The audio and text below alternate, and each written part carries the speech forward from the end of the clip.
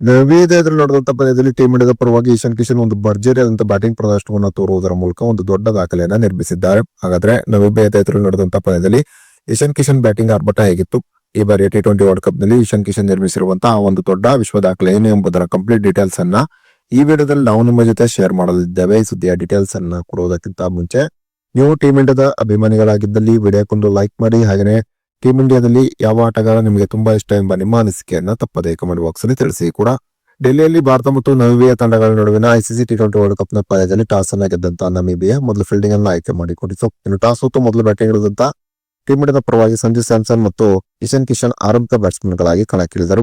ಸಂಜು ಸ್ಯಾಮ್ಸನ್ ಆರಂಭದಲ್ಲಿ ಟೀಮ್ ಇಂಡಿಯಾಕ್ಕೆ ಒಂದು ಸ್ಫೋಟಕವಾದಂತಹ ಆರಂಭವನ್ನು ನೀಡಿದರು. ಸಂಜು ಸ್ಯಾಮ್ಸನ್ ಕೇವಲ 8 ಎಸೆತದಲ್ಲಿ 27 ರನ್ ಹೊಡೆದರು. ಇದರಲ್ಲಿ 1 4 ಮತ್ತು 3 ಭರ್ಜರಿ ಸಿಕ್ಸರ್ ಸೇರಿತ್ತು.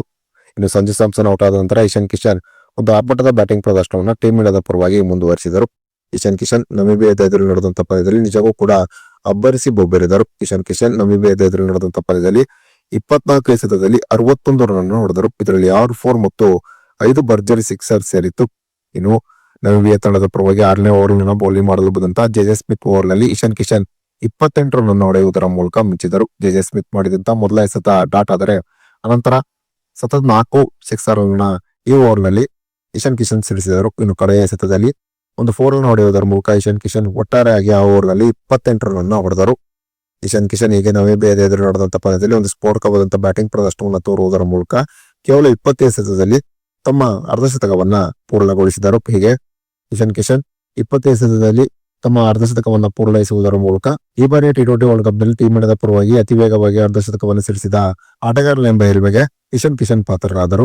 ಇನ್ನು ಟೀಮ್ ಇಂಡಿಯಾ 41 ಎಸೆತದಲ್ಲಿ 100 ರನ್ ಹೊಡೆಯುವುದರ ಮೂಲಕ ಅತಿ ವೇಗವಾಗಿ T20 ವರ್ಲ್ಡ್ ಕಪ್ ನಲ್ಲಿ 100 ರನ್ ಹೊಡೆದ ತಂಡವೆಂಬ ಹೆಮ್ಮೆಗೆ ಟೀಮ್ ಇಂಡಿಯಾ ಪಾತ್ರವಾಯಿತು.